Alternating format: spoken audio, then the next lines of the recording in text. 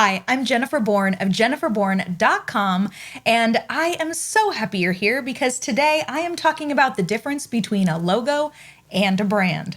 A while back, a fellow freelancer asked me for some brand strategy advice, and we ended up getting into a friendly debate about the difference between a brand and a logo. This entrepreneur had a beautiful logo, but from my perspective, not much of a brand to support it. While the logo was used on his business cards, his brochure, his website, email marketing, print flyers, pretty much everything that I could think of, the message, the colors, the typefaces, the design, and even the voice used in the materials was inconsistent. When I covered up his logo on the marketing materials, I couldn't even tell that each piece belonged to the same business. When I brought up this observation, he argued that his logo was his brand, and his logo was on everything, so that should be good enough. Unfortunately, when asked this question, what's the difference between a logo and a brand? Most freelancers and small business owners respond with the exact same question. Aren't they the same thing? And the answer is no. A logo and a brand are not the same thing. First, we have to define what a logo is. A logo is an easily recognizable, reproducible visual design element. It often includes the business name, a symbol, specific colors, and even a trademark. It's a quick visual representation of a brand that is smart, simple, memorable, appropriate, resizable, and timeless. It doesn't have to magically communicate everything a brand stands for or what a company does all on its own, as it's simply a tool used for identification purposes. I love this quote from Paul Rand. A logo does not sell, it identifies. It is only by association with a product, a service, a business, or a corporation that a logo takes on any real meaning. It derives meaning from the quality of the thing it symbolizes, not the other way around. You see, a logo doesn't begin to take on meaning.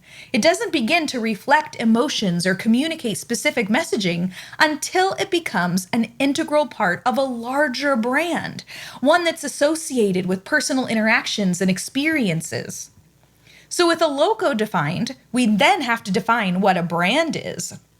And a brand is the culmination of every interaction with, experience of, thought about, or marketing practice by a business.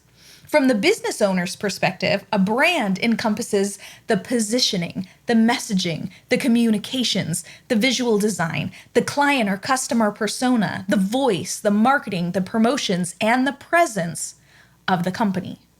From the audience's perspective, a brand is the reputation of a business that is created by how it makes them feel, what their experience is like with that business, and what they think of the business.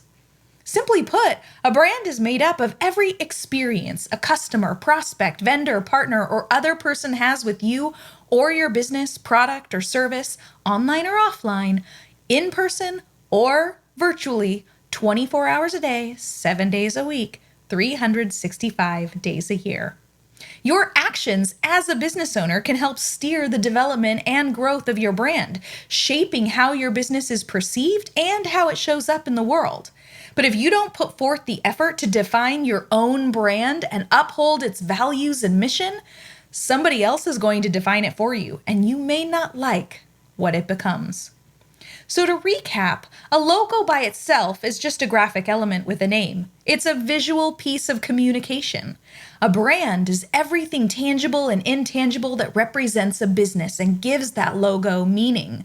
When you combine the two things, a well-designed logo and a clear brand strategy, you can effectively and efficiently reach your audience. You can communicate your message, your value, and benefits, visually attract more attention, and create extraordinary experiences. So as I wrap up today, I want to leave you with 3 questions. What are you doing to give your logo meaning? How are you proactively steering the development and growth of your brand and shaping how your business is perceived by your audience? And what guidelines do you have in place to ensure that your brand shows up consistently across all mediums? If you can answer these 3 questions, you are already far ahead of other business owners and freelancers that are still scratching their head thinking, aren't my logo and my brand the same thing? Thanks so much for checking out this video. Again, I'm Jennifer Bourne of jenniferbourne.com. I'm happy that you're here. I hope that you subscribe so that you can get all new articles, videos, and stuff from me. That way you don't miss a thing. I look forward to seeing you next time. Thanks so much and have a great day.